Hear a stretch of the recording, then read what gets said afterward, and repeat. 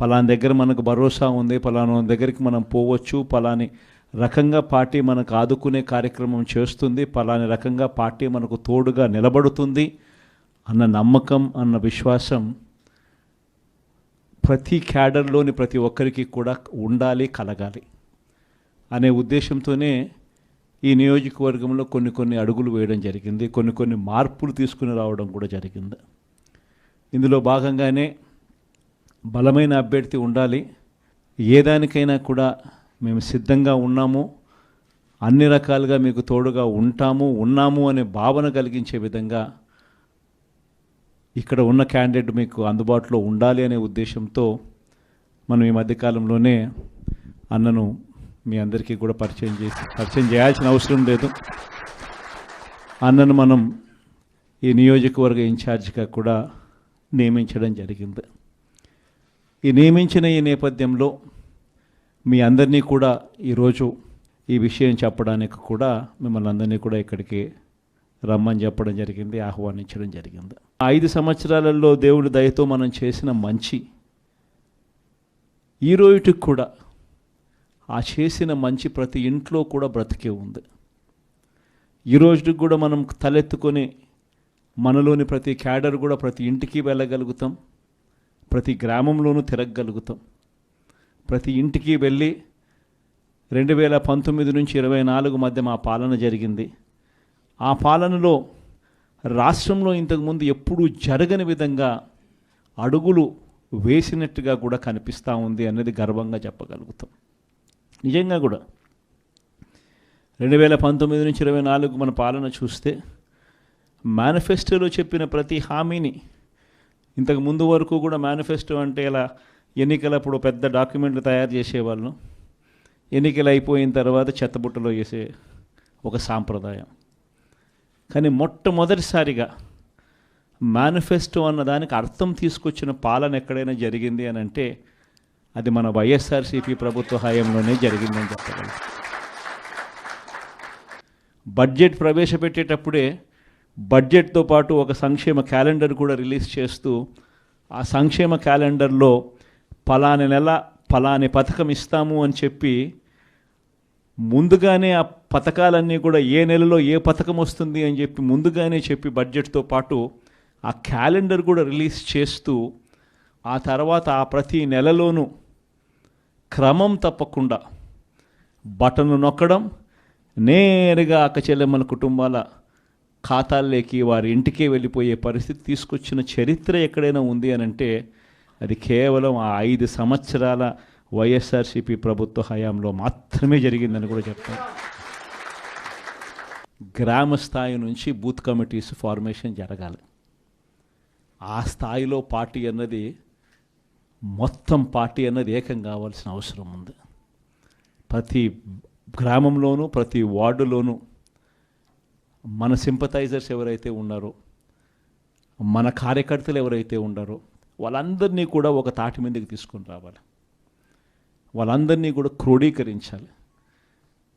వాళ్ళందరి ద్వారా పార్టీ బలమైన నిర్మాణం పూర్తిగా గ్రామ స్థాయి దాకా తీసుకొని పోవాలి, వార్డు స్థాయి దాకా తీసుకొని పోవాలి, బూత్ కమిటీ స్థాయి దాకా తీసుకొని పోవాలి. ఇది మనం చేసుకుంటూ రెడీగా మనం పెట్టుకుంటే దాని తర్వాత ఎలక్షన్స్ ఎప్పుడన్నా రాని మనం డి అంటే డి అనేదానికి సిద్ధంగా ఉంటాం. ప్రతిపక్షంలో ఉన్నప్పుడు కష్టాలు వస్తాయి, కొత్త ఏం కాదు. కానీ ఆ ప్రతిపక్షంలో ఉన్నప్పుడు ఆ కష్టాల నుంచి హీరోలు పుడతారు, ఆ కష్టాల నుంచే నాయకులు పుడతారు. అక్కడ ప్రతి ఒక్కరూ గుర్తుపెట్టుకోండి. రెడ్ బుక్ అంటారు. ఏమైనా పెద్ద పని రెడ్ బుక్ మెయింటైన్ చేయడం? గుడ్ బుక్ పెట్టే కార్యక్రమం జరుగుతుంది.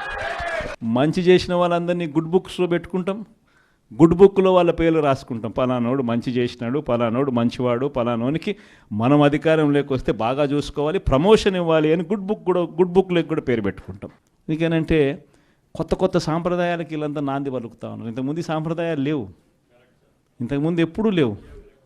ఇంతకుముందు ఎప్పుడు ఈ మాదిరిగా జరగాల, ఈ మాదిరిగా జరిగించాలన్న ఆలోచన ఎప్పుడు జరగల. మొట్టమొదటిసారిగా చూస్తూ ఉన్నాం ఈ కార్యక్రమాలన్నీ.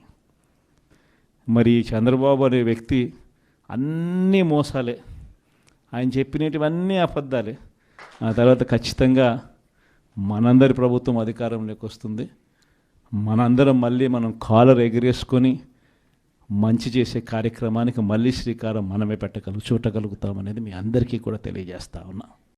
మంగళగిరి నియోజకవర్గం మరి ఒక ప్రత్యేక పరిస్థితుల మధ్య ఈ నియోజకవర్గం ఉన్న నేపథ్యంలో, సో ఈ నేపథ్యంలో క్యాడర్కు భరోసా అనేది ఖచ్చితంగా ఉండాలి. మితిమీరిన అధికార దుర్వినియోగంతో మన మీద ఏదైనా జరిగినప్పుడు మనకు భరోసా అనేది ఎక్కడో ఉండాలి. పలానా దగ్గర మనకు భరోసా ఉంది, పలానా దగ్గరికి మనం పోవచ్చు, పలాని రకంగా పార్టీ మనకు ఆదుకునే కార్యక్రమం చేస్తుంది, పలాని రకంగా పార్టీ మనకు తోడుగా నిలబడుతుంది అన్న నమ్మకం, అన్న విశ్వాసం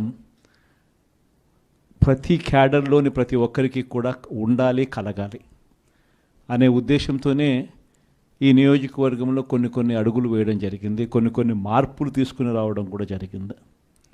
ఇందులో భాగంగానే బలమైన అభ్యర్థి ఉండాలి, ఏ దానికైనా కూడా మేము సిద్ధంగా ఉన్నాము, అన్ని రకాలుగా మీకు తోడుగా ఉన్నాము అనే భావన కలిగించే విధంగా ఇక్కడ ఉన్న క్యాండిడేట్ మీకు అందుబాటులో ఉండాలి అనే ఉద్దేశంతో ఈ దేశంలో ఉన్న ఏ పార్టీ గురించి ఇక నేను మాట్లాడను. Not only YCP, not only Jaganmohan Reddy గారు, నాట్ ఓన్లీ చంద్రబాబు గారు, ఎవ్వరి గురించి ఏ పార్టీ గురించి ఏ పార్టీ ఆఫీస్కి వెళ్ళను.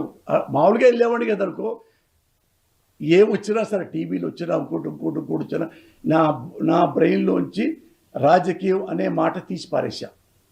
రాజకీయాల్లో ఇంటర్ఫీర్ కాను, రాజకీయాల జోలికి వెళ్ళను, రాజకీయాల గురించి మాట్లాడను, రాజకీయాల దగ్గరికి వెళ్ళను, అందులో ఇంటర్ఫీర్ గాను. ఇంకేమైనా క్లారిటీ ఉంటే చెప్పండి, చెప్తాను. వైఎస్ఆర్ కాంగ్రెస్ పార్టీలో మీకు ప్రాథమిక సభ్యత్వం ఉంది? లేదు, తీసుకోలేదు. ఇంతవరకు నా జీవితంలో ఏ పార్టీలో కూడా సభ్యత్వం నాకు లేదయ్యా. కానీ ఆ పార్టీ తరఫున మీరు మాట్లాడారు, ఆ పార్టీలో పోస్ట్ కూడా తీసుకున్నారు. సో జగన్ గారంటే అభిమానం అని చెప్పారు. అంటే పార్టీ వైఎస్ఆర్ జగన్ గారంటే ఇప్పుడు దాకా నేను చచ్చిపోయేదాకా జగన్ గారిని అభిమానిస్తా. నన్ను అంతగా ప్రేమించాడు. బట్ ఎవరి దగ్గర నేను తీసుకొని ప్రాథమిక సభ్యత్వం ఉండదని మీరు చూడండి. నేను ఎప్పుడు ప్రాథమిక సభ్యత్వం నన్ను ఎవరు అడగలా. నేనేం చేస్తానంటే చెప్పాక ఓటర్లాగే స్పందిస్తా. ఈయన బాగున్నాడు, ఈయనకి సపోర్ట్ చేస్తా, ఆయన బాగాలేదు సపోర్ట్ చేయను. ఓటర్ ఉంది. ఇప్పుడు రామారావు గారు అప్పుడు దాకా లంచాలు ఇచ్చారు, ఎవరు కాంగ్రెస్ వారు. ఈయన రామారావు మంచోడట, రామారావుకి ఓటేశాను. రామారావు మంచిగా లేడు, మళ్ళీ కాంగ్రెస్కి ఓటేశాను. సేమ్ నేను సేమ్ అదే. కాకపోతే మా అబ్బాయిల గురించి మాట్లాడడం చూడండి. దీనికి కొనసాగింపుగా ఒక మాట కూడా ఇస్తా. ఇంకొకసారి ఎప్పుడు నా బ్రెయిన్ బ్లాస్ట్ అయిపోయిందంటే, నా బుద్ధి, భారతదేశంలో ప్రజలందరూ ఇదొక్కటి గుర్తుపెట్టుకోవాలి మీ జర్నలిస్టులు. ప్రజలందరూ దీని మీద శ్రమ తీస్తున్నా. ప్రజలందరూ అన్ని పార్టీలకి ఓట్లేశారు, అన్ని పార్టీల్ని గెలిపించారు. Great people, Indian people.